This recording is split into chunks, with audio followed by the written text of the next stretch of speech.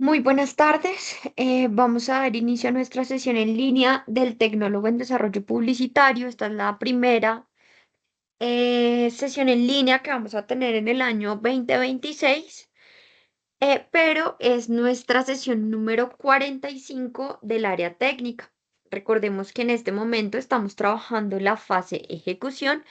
La actividad de proyecto 3: desarrollar soluciones publicitarias teniendo en cuenta el plan de comunicación de la organización. Entonces, hoy tendremos la continuación de la competencia de elaborar piezas gráficas de acuerdo con los requerimientos del cliente y principios del diseño gráfico.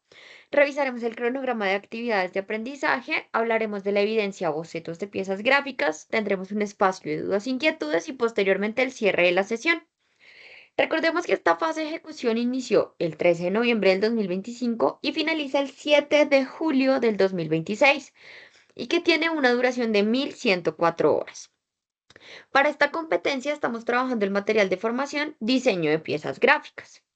Este es nuestro cronograma. Para este momento ustedes ya debieron haber entregado y aprobado la reflexión sobre el diseño gráfico, el informe de los recursos publicitarios, los textos publicitarios, los audiovisuales de campaña y deben estar trabajando en los bocetos de piezas gráficas. Entonces, para entrar ya en materia, vamos a hablar hoy de la composición gráfica en los anuncios publicitarios. Una de las partes más importantes y decisivas a la hora de crear un nuevo proyecto de diseño gráfico va a ser el estudio de la composición. Esto es la disposición de los distintos elementos dentro del espacio visual de manera equilibrada y ordenada, con el fin de poder transmitir un mensaje al público objetivo. El éxito de un proyecto gráfico reside fundamentalmente en una composición perfecta que sea capaz de transmitir una idea de manera sencilla y de manera directa. Dentro de la composición entran en juego aspectos como el tamaño, las texturas, los colores, etcétera. Cada uno de ellos debe estar en concordancia y dispuesto de una manera equilibrada. Entonces, vamos a encontrar lo que son las leyes de la composición. Según Pato Giacomino, las leyes de la composición son la ley de la unidad o del orden estético, donde la función de una composición debe resolverse en la unidad, es decir, en una armonía viva y total entre el lenguaje y el signo, entre el contenido y la forma. Por tanto, la unidad en la composición es el fin último de toda la organización de las fuerzas, una unidad vital para el mismo fin, la unidad estética del producto, el arte. Tenemos la ley de la armonía, en donde un diseño es armónico cuando hay cierto equilibrio, una relación positiva entre líneas y masas. Una composición con diseño armonioso va a provocar una sensación de unidad, de que todo está fluyendo de manera apropiada y de que todo está en el lugar adecuado. La armonía del color va a ser a menudo un factor clave en el éxito de un diseño. También tenemos la ley de la variedad y el interés. Esta ley consiste en el modo de escoger los elementos que van a ser parte de la composición. Su presencia consiste en la necesidad de crear un interés que a su vez tenga una razón de ser en la misma variedad que provoca la novedad de la composición. También tenemos la ley del resalte y la subordinación. Esta ley del resalte exige que en cada composición exista un elemento dominante, según el significado y la finalidad de la misma composición. Se debe establecer en cada composición un punto principal de atracción que significa obrar con lógica para poder obtener una unidad que se está requiriendo. Y finalmente tenemos la ley de contraste o del conflicto, donde un elemento se distingue del resto por su singularidad, por ser específico. Un objeto puede contrastar con otros por el color, por la forma, el tamaño y las cualidades intrínsecas del propio objeto. Esta característica parece ser una constante esencial de orden compositivo general. El principio del contraste va ligado a la ley de resalte y de la subordinación, del ritmo y del equilibrio. Ya posteriormente vamos a encontrar lo que son las técnicas de composición. Una composición exitosa significa que se ha organizado, distribuido, alineado y compilado el diseño de tal manera que no solo se va a ver bien, sino que también va a ser altamente funcional y efectiva. Por eso debemos tener en cuenta unos pasos a seguir. Entonces, el primer paso es definir el enfoque. donde un elemento clave para cualquier composición es un punto focal sólido, ya que va a ayudar a dirigir naturalmente los ojos de los espectadores hacia las partes importantes de ese diseño.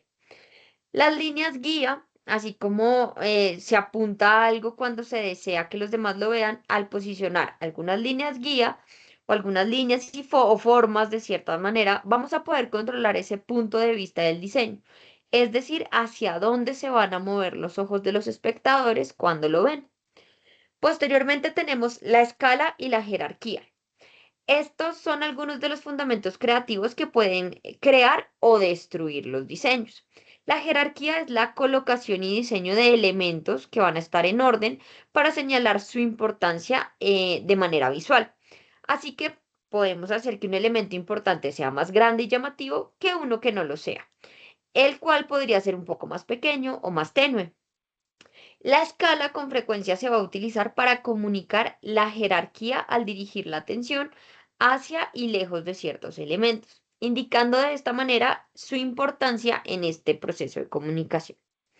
Luego tenemos el equilibrio de los elementos, en donde van a existir dos tipos comunes de equilibrio. El primero que tenemos es el equilibrio simétrico y aquí se hace exactamente lo que indica su nombre. Vamos a equilibrar el diseño usando la simetría.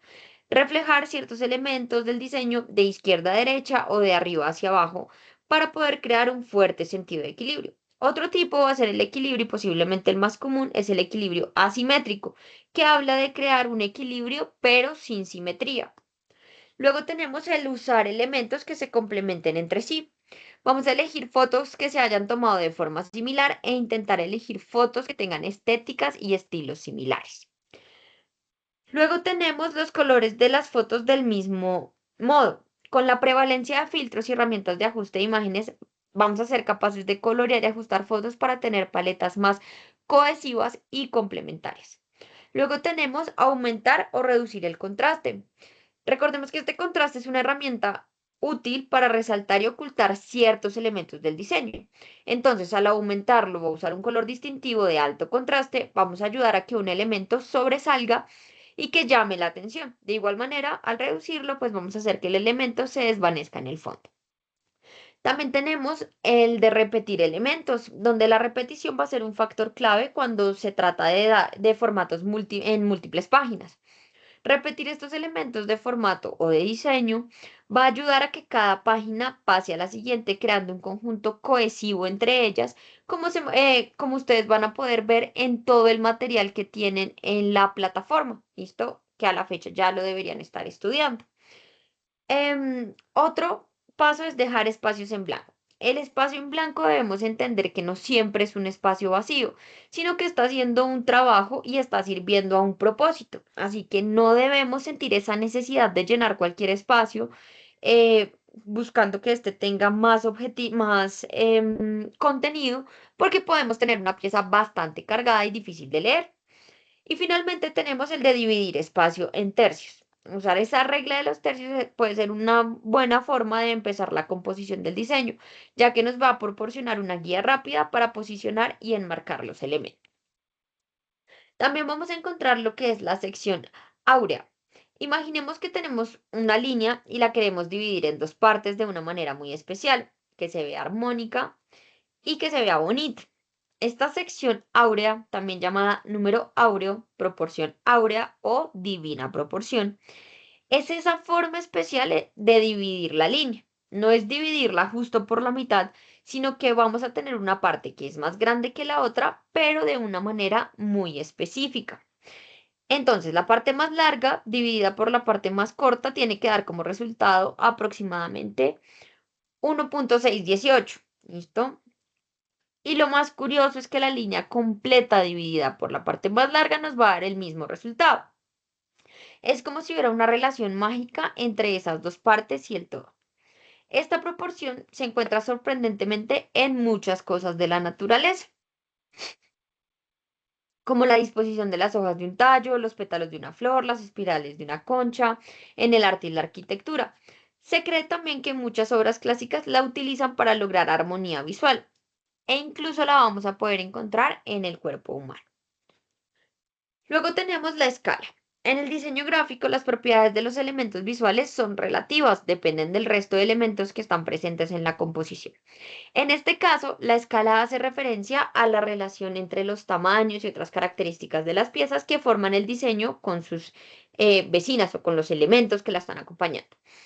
Otras características hacen referencia al aspecto global de un elemento. Por ejemplo, si usamos colores más vivos, oscuros o contrastados, la presencia o sensación visual de tamaño resulta mayor que la de otros elementos que sean más pálidos, claros o difuminados. Luego tenemos el layout. Esta palabra sirve para hacer referencia al esquema que se va a utilizar y cómo se van a distribuir los elementos y formas dentro de un diseño. En términos publicitarios, va a exponer el arreglo de los elementos gráficos dentro de un anuncio en un soporte determinado. Coordina la medida y posición de cada uno de los elementos y recursos que componen un anuncio o una pieza publicitaria. Aquí vamos a encontrar unos tipos, como lo son el póster, en donde estas piezas publicitarias hacen énfasis en la parte visual, ocupando todo el espacio con una sola imagen que va a narrar una historia con sencillez y va a transmitir emociones con un concepto bien logrado. También tenemos el axial. En este tipo de layout se distribuyen los elementos teniendo como referencia los ejes del plano cartesiano, X, Y y Z. Luego tenemos la silueta, en donde el layout busca mostrar el producto de manera más etérea, resaltando su forma sobre un plano limpio. Tenemos también el Mondrian o reticular, y para esta disposición se muestran diferentes formas del mismo producto o se resaltan trozos de un mismo elemento para presentar detalles de este. Y tenemos el tipográfico, en donde se muestra como protagonista al texto, que va a ir acompañado de algunos elementos gráficos. Y luego llegamos a las tipografías. Esta tipografía se encarga de la materialización visual del lenguaje verbal, es decir, de la escritura. Este va a ser el arte de jugar con los elementos gráficos del texto escrito, usar los espacios y definir la forma de las letras de acuerdo con algún objetivo específico, que puede ir desde optimizar la legibilidad del texto hasta adecuarlo para que exprese algún concepto como, por ejemplo, la elegancia. Cuando hablamos de forma, hacemos referencia a lo tangible, a lo que vemos, es decir, el trazo, la geometría, el estilo, el eje de inclinación de las letras, etc. El significado, por su parte, pues es algo mental, es el concepto, la idea o la emoción que la forma transmite, es el mensaje de la tipografía. A partir de ahí, la tipografía va a cobrar un nuevo sentido, pues se puede entender que no son simples trazos dibujados al azar, sino que cada uno, con sus rasgos característicos, va a compartir una historia, va a provocar emociones, va a transmitir un mensaje específico. Y por esto debemos hablar de que existen unas familias tipográficas en donde vamos a encontrar la serif, que se caracterizan por tener pequeños trazos que se extienden a los extremos de las letras y expresan un sentido clásico y tradicional. Las sin serif, que a diferencia de las anteriores, no tienen trazos que sobresalgan de sus extremos, sino que tienen cortes limpios y precisos, son de mejor legibilidad y se les relaciona con modernidad y elegancia. Tenemos la familia manuscrita, que depende del contexto en que se use, puede expresar diversión o modernidad. Sin embargo, no son muy legibles en textos largos, por lo que hay que tener cuidado al utilizarlas. Tenemos la familia de jerarquía, en donde se utiliza para guiar el ojo del lector a lo más importante, en otras palabras, que le pueda mostrar dónde va a comenzar, a dónde ir, y así siempre haciéndolo con el uso de distintos niveles de énfasis. Tenemos el interlineado, que es el área entre las líneas del texto, también conocido como espacio vertical. El objetivo es hacer que el texto sea cómodo para leer. Mucho o muy poco espacio puede ser bastante molesto para el lector. Tenemos el espaciado, que es la distancia general entre los caracteres o las letras. Y finalmente tenemos el interletraje, que es el espacio entre letras específicas. A diferencia del espaciado, este cambia en el transcurso de la palabra porque cada letra va a encajar de manera diferente. Algunas fuentes tienen mal interletraje, lo que hace que las letras se vean mal espaciadas. Entonces llegamos a nuestra guía de aprendizaje, la evidencia de bocetos de piezas gráficas, que se va a realizar de manera grupal. ¿Qué nos pide? Crear los bocetos de piezas gráficas de acuerdo con imperativos del brief, integrando los elementos de la planeación, estrategia creativa, textos, imágenes y gráficas. ¿Qué deben desarrollar? El key visual, el key visual en formato estándar, el póster, él les va diciendo el formato de cada uno. Entonces, el key visual, un póster, un banner, una publicación para Instagram, un anuncio para Facebook.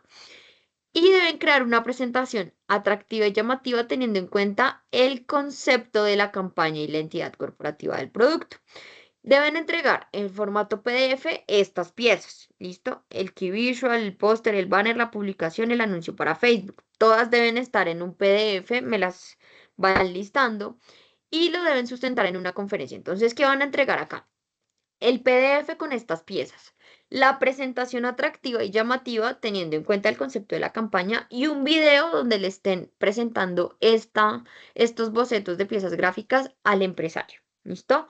Entonces, deben venir las tres cosas. ¿Listo? No vayan a pensar que por hacer el video ya no tienen que hacer la presentación. Eso sería todo lo que tenemos por el momento. En este momento espacio para dudas e inquietudes, pero como pueden visualizar en sala no se encuentra ningún aprendiz. Por ende, damos por finalizada la sesión y se procederá a publicar la grabación de esta sesión en contados minutos en la plataforma Desayuna para que todos tengan acceso a esta información. Les agradezco mucho la atención, estoy muy contenta de regresar con ustedes este nuevo año y espero que tengan nuevamente toda la disposición para continuar con su proceso formativo. Que estén muy bien y hasta luego.